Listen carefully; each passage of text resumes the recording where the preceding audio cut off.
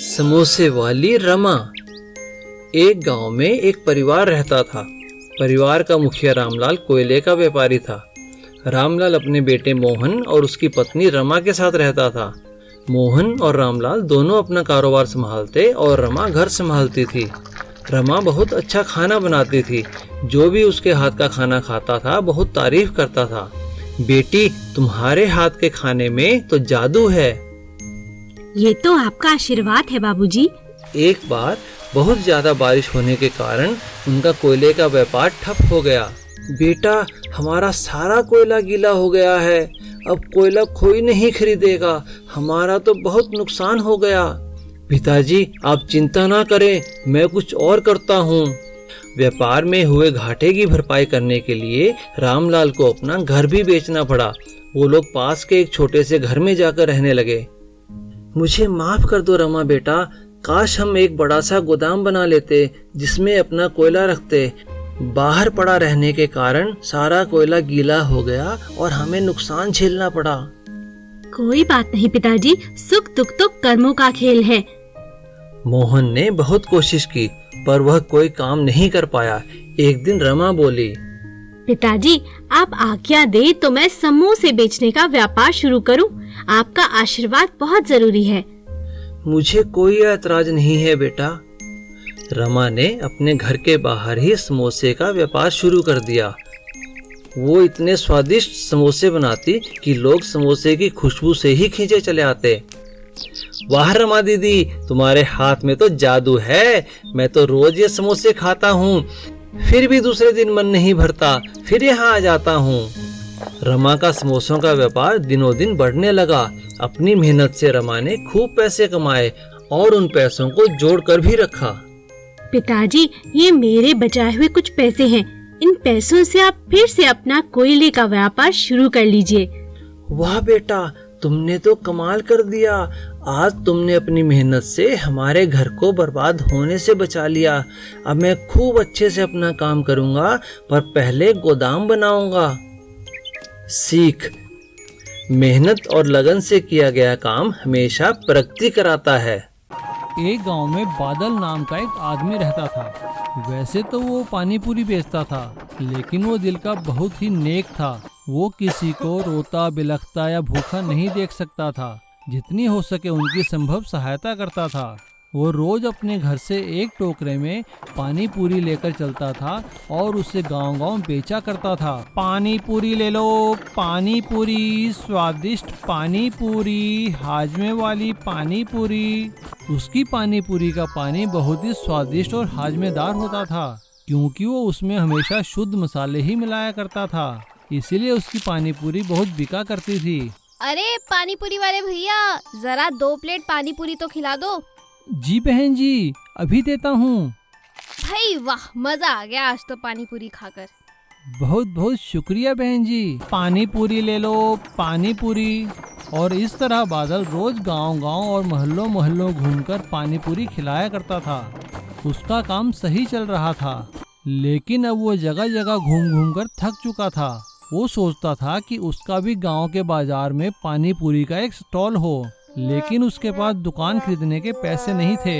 एक दिन जब वो एक गांव से पानी पूरी बेचकर आ रहा था, तो वो थक हार कर एक पेड़ के नीचे लेट गया। उसकी नजर अचानक बादलों पर पड़ी, तो उसे देखकर उसके मन में एक आइडिया आया। अरे क्या आइडिया आया है दिमाग में? क्यों ना मैं खाली प्लास्टिक की बोतलों से बादलों जैसा एक पानी पूरी का स्टॉल बनाऊं।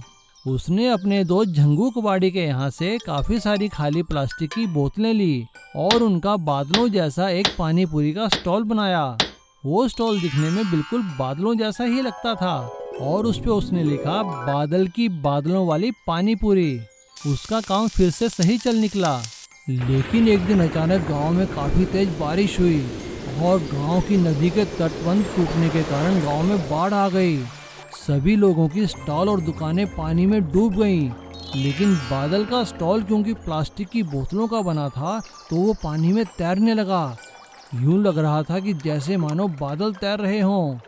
बाढ़ के कारण लोगों के घरों में खाने की चीजें खत्म होने लगी, तो बादल ने सोचा कि क्यों ना वो अपने स्टॉल में लोगों को पानी पूरी खिलाए और अपने स्टॉल में लेके भूखे लोगों को खिलाने लगा। अरे भाई साहब ये लीजिए पानी पूरी खाइए। अरे कितने पैसे हुए भाई, यहाँ तो खाने को पैसे नहीं है। अरे भाई साहब ये आज फ्री सेवा है, मुझे पता है आपके यहाँ खाने को कुछ नहीं है, इसीलिए तो जो मेरे पास है मैं आपको खिला रहा हूँ। भाई वाह बादल, दिल तो तुम्हारा बहुत अच्छा है। और इस तरह उसने बाढ़ का पानी उतरने तक सभी लोगों की मदद की और उसका धन्यवाद किया। अरे वाह भैया, आपका बहुत धन्यवाद। इस बाढ़ के समय में भी आप लोगों को मुफ्त पानी पूरी खिला रहे हैं। भाई बादल, अगर तुम्हारी बादलों वाली पानी पूरी ना होती तो हम लोग भूखे मर जाते। अरे भाई साहब ये तो मेरा फर्ज था। अब बादलों की पानी पूरी का स्टॉल पूरे इलाके में प्रसिद्ध हो चुका था। Bullock cart biryani. एक गांव में महेश नाम का एक आदमी रहता था। वो गांव के कोने में एक झोपड़ी में अपनी पत्नी और 2 बच्चों के साथ रहता था। उसके पास जमीन तो बेशक कम थी, लेकिन वहां पर 12 महीने पानी रहा करता था, इसीलिए उसकी जमीन पर बहुत अच्छी खेती होती थी, जिससे उसका बहुत अच्छे से गुजारा चल रहा था। महेश और उसकी पत्नी कमला खेतों में मेहनत करते और उसके बच्चे स्कूल रोज पढ़ने जाया करते थे। वो अपने छोटे से परिवार के साथ बहुत खुश था। एक दिन जब महेश अपने खेतों में काम कर रहा था, तभी अचानक काफी सारी सरकारी गाड़ियों को उस तरफ आता देखकर हैरान हो गया और अपना काम छोड़कर वहां जाकर लोगों की बातें सुनने लगा। वो लोग किसी सड़क योजना की बात कर रहे थे। तभी गांव के सरपंच ने महेश को देखकर अपने पास बुलाया। अरे कैसा है महेशवा? मैं ठीक हूँ सरपंच जी, आप कैसे हैं और ये सब लोग? अरे खुश हो जा, खुश महेशवा, हमारे गांव से हाईवे निकलने वाला है और तेरी जमीन है ना, ये भी हाईवे की जद में आ जाएगी। खूब पैसे मिलेंगे सरकार की ओर से। ये बात सुनकर महेश परेशान हो गया और उसने सरपंच से कहा, लेकिन सरपंच जी ये जगह जमीन तो हमारी माँ है और मुझे तो यहाँ किसी तरह की कोई कमी नहीं है। उनकी बात सुनकर पास खड़े सरकारी अफसर ने कहा, भाई देखिए, गांव की तरक्की के लिए और देश की तरक्की के लिए यहाँ से सड़क निकालना बहुत ज़रूरी है और आपको सरकार पूरा मुआवजा देगी और एक नई जगह रहने को घर भी देगी। उनकी बात सुनकर महेश ने कहा, लेकिन साहब ये तो मेरे पुरखों की जगह है, मैं इसे कैसे छोड़ दूं? ऐसा कहकर वो सभी लोग वहाँ से चले गए, लेकिन महेश अपनी जिद पर अड़ा रहा और वो सरकार को सड़क के लिए जमीन देने को तैयार ही नहीं था। कुछ लोग महेश को सरकार के खिलाफ नारे लगाने के लिए भड़काने लगे और जब महेश उनकी बातों में आ गया और सड़क जाम कर बैठ गया तो उसे उठाने के लिए पुलिस को लाठीचार्ज करना पड़ा। वो लोग तो चले गए, लेकिन लाठी सीधा महेश के सिर पे लगी और वो बेहोश हो गया। उसके परिवार ने उसे उठाकर हॉस्पिटल में भर्ती कराया, जहां उसका इलाज चला और सरकार ने उसकी जमीन को कब्जा कर लिया। लेकिन महेश को मुआवजा भी दिया गया और उसे गांव के बाहर शहर के पास रहने के लिए एक जगह भी दी गई। लेकिन सारा पैसा महेश के इलाज में लग गया। जब महेश ठीक होकर घर वापस आया तो अपनी हालत देखकर बहुत परेशान हो गया। क्या से क्या हो गया कमला, अब हम क्या करेंगे? तो उसकी पत्नी कमला ने उससे कहा, आप परेशान क्यों होते हैं?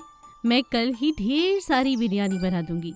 आप बैलगाड़ी में लेकर उसे बेचेंगे तो अच्छे पैसे मिलेंगे, जरूर बिरयानी बिकेगी। महेश को कमला का आइडिया अच्छा लगा। अगले दिन कमला ने बहुत ही स्वादिष्ट और सुगंधित बिरयानी बनाई और महेश उसे बेचने चला गया। बाजार के कोने पर बैलगाड़ी खड़ी कर आवाज लगाने लगा, आइए आइए बिरयानी खाइए, गांव की बनी शुद्ध और स्वादिष्ट बिरयानी खाइए। महेश को बैलगाड़ी पर बिरयानी बेचता देखकर लोग बहुत हैरान हो गए। अरे यार विनय, देख तो जरा, बैलगाड़ी पर देसी बिरयानी। हाँ विजय, चलो वहाँ जाकर बिरयानी खाते हैं। और देखते ही देखते महेश की बैलगाड़ी के आसपास बहुत सारी भीड़ लग गई और उसकी सारी बिरयानी देखते ही देखते खत्म हो गई। उससे उसकी काफी अच्छी आमदनी हुई और अब सभी लोगों को बैलगाड़ी वाले बिरयानी वाले का इंतजार रहता था, क्योंकि उन्हें स्वादिष्ट और शुद्ध बिरयानी खाने को जो मिलती थी। Bamboo omelette recipe. एक गांव में नीलमणि नाम का एक लड़का रहता था। उसके माता पिता का स्वर्गवास हो चुका था और वो बचपन से ही अपनी नानी के पास रहा करता था। उसकी नानी उसे बहुत प्यार करती थी और उसका बहुत ख्याल रखा करती थी। लेकिन नानी के लाड प्यार के कारण नीलमणि बहुत ही बिगड़ चुका था। वो स्कूल में पढ़ाई लिखाई ना करके इधर उधर आवारा बच्चों के साथ घूमता रहता था। एक दिन गांव के हेडमास्टर ने उसकी नानी को स्कूल में बुलाया और उनसे कहा, देखिए विमला देवी जी, आपका जो दोहता है ना ये बहुत बिगड़ चुका है और स्कूल में बहुत शरारतें करता है। हमने इसकी काफ़ी शरारतें तो माफ़ कर दी, लेकिन मुझे बड़े दुख के साथ कहना पड़ रहा है कि हम इसे अब स्कूल से निकाल रहे हैं। नीलमणि की नानी ने स्कूल के प्रिंसिपल के बहुत हाथ पैर जोड़े, लेकिन प्रिंसिपल ने उनकी एक ना सुनी और नीलमणि को स्कूल से बाहर निकाल दिया। घर आने पर नानी ने नीलमणि को डांटते हुए कहा, कितनी बार समझाया, पढ़ लिख कर कोई बड़ा आदमी बन जा, लेकिन तू रहा निकम्मा का निकम्मा। मेरे सारे अरमानों पर पानी ही फेर दिया तूने तो। ऐसा कहकर नानी जोर जोर से रोने लगी। नानी को रोता देखकर नीलमणि को बहुत बुरा लगा और उसने अपनी नानी से कहा, नानी मुझे माफ़ कर दो, मेरा मतलब आपका दिल दुखाने का बिल्कुल नहीं था, लेकिन क्या करूं, मेरा पढ़ाई लिखाई में मन नहीं लगता। हाँ देखना, मैं कल से कोई ना कोई काम धंधा ढूंढ लूँगा और आपका नाम जरूर रोशन करूँगा। और अब वो गांव में छोटे मोटे काम करने लगा, जिससे उसकी छोटी मोटी कमाई होने लगी थी, लेकिन उसे तो कुछ बड़ा करना था। इसीलिए उसने एक दिन अपनी नानी से कहा, नानी नानी मैं सोच रहा हूँ कि कल शहर जाकर कोई काम ढूंढूं। उसकी बात सुनकर नानी ने उसे शहर जाने के लिए हाँ कर दी और उसे दिन में खाने के लिए बेम्बू के अंदर एक ऑमलेट बनाकर लपेट कर दे दिया। नीलमणि शहर में काम की तलाश करते करते एक फैक्ट्री में जा पहुंचा और नीलमणि को वहां पर मजदूरी करने का काम मिल गया। फैक्ट्री में लंच होने पर नीलमणि फैक्ट्री के अंदर ही एक जगह बैठकर अपना लंच करने लगा। जैसे ही उसने नानी का बनाया बेम्बू ऑमलेट खोला, उसकी खुशबू चारों तरफ फैलने लगी। तभी वहां से फैक्ट्री मालिक की कार गुजरी, लेकिन थोड़ी सी आगे जाकर कार रुक गई। कार में से ड्राइवर उतरकर नीलमणि के पास आया। अरे छोकरे, तू यहाँ नया आया है क्या? जी साहब, मैं बस आज ही आया हूँ। चल चल, तेरे को साहब बुला रहे हैं और जो तू खा रहा है ना ये भी लेकर चल। नीलमणि को कुछ समझ में नहीं आया और वो अपना बेम्बू ऑमलेट लेकर फैक्ट्री मालिक के पास चला गया। फैक्ट्री मालिक ने उसका ऑमलेट देखकर उससे पूछा, बेटा ये ऑमलेट कहाँ से लाए हो तुम? जी मेरी नानी ने बनाया है। क्या मैं थोड़ा सा खा सकता हूँ? ये सुनकर नीलमणि हैरान रह गया। जी साहब, बिल्कुल साहब।